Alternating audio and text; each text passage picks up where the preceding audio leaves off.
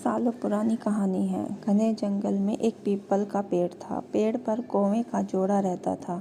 दोनों हंसी खुशी उस पेड़ पर घोंसला बनाकर जीवन बिता रहे थे। कुछ दिनों बाद मादा कौवे ने अंडे दिए। उनकी इस खुशी भरी जिंदगी को ग्रहण लगने वाला था। एक दिन कौवे के घोंसले को सांप की नज़र पड़ गई। उसी पीपल के नीचे सांप अपना बिल बनाकर रहने लगा। जब भी कौवों का जोड़ा भोजन की तलाश में निकलता, सांप पेड़ पर चढ़कर उनके अंडों को खा जाता था। शाम ढलते ही कौवा अपने घोंसले में पहुंचा तो देखा कि घोंसले में अंडे नहीं हैं। उन्हें पता नहीं चल रहा था कि अंडे कौन ले जाता है। इसी तरह समय बीतता गया और सांप कौवों के अंडे खाता गया।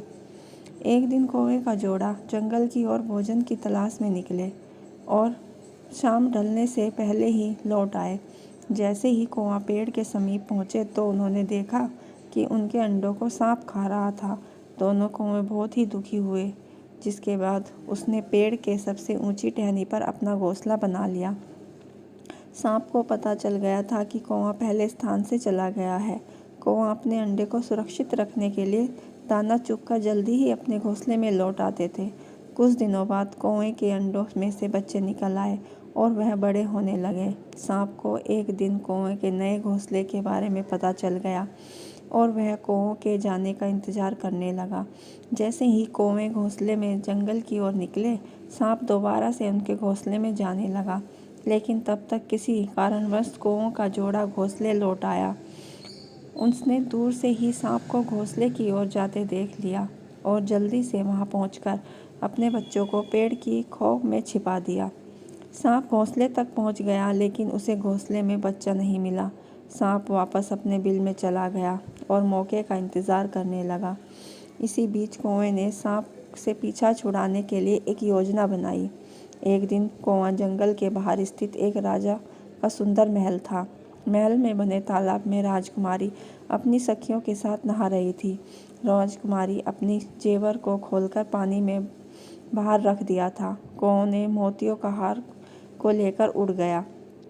इससे देख सभी ने हल्ला करना शुरू कर दिया। पहरेदार हार को पाने के लिए कौवे का पीछा करने लगे।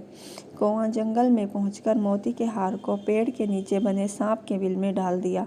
पीछा कर रहे सैनिकों ने कौवे के सभी कारनामे देख लिए। जैसे ही सैनिकों ने हार निकालने के लिए बिल में हाथ डाला तो सांप फुंकारता हुआ बाहर निकल आया।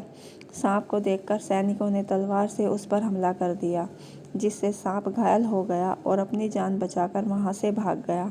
सांप सब कुछ समय बीत गया था। यह तरकीब कौवों का ही थी। सैनिक भी हार को लेकर महल लौट गए।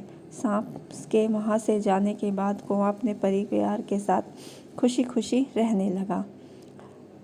इस कहानी से हमें यह सीख मिलती है हमें कभी भी निर्बल का फ़ायदा नहीं उठाना चाहिए और मुसीबत आने पर समझदारी से काम लेना चाहिए। दोस्तों, अगर आपने हमारे चैनल को अब तक सब्सक्राइब नहीं किया तो सब्सक्राइब कर लें, ताकि हम आगे भी अच्छी अच्छी कहानियाँ आपके लिए लाते रहें। धन्यवाद।